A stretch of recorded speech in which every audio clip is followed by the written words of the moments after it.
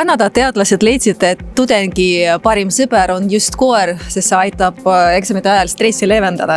Meie stressi täna leevendas see ilus Tallinna varjupaiga superstaar Belinda. Ja, see väike armas olend on meil Belinda.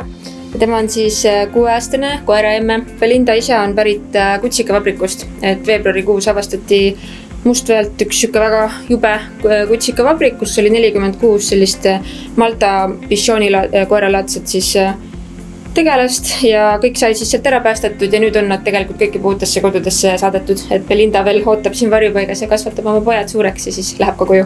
No ta on tohutult tubli, et üks naljakas asi, mis tema juures võib-olla on see, et kui teda kutsuda enda juurde, et tule, ma teen sulle pai, siis ta viskab lihtsalt keset põrandat pikali ennast selili, et ei, sina tule nüüd minu juurde ja tee mulle siin pai.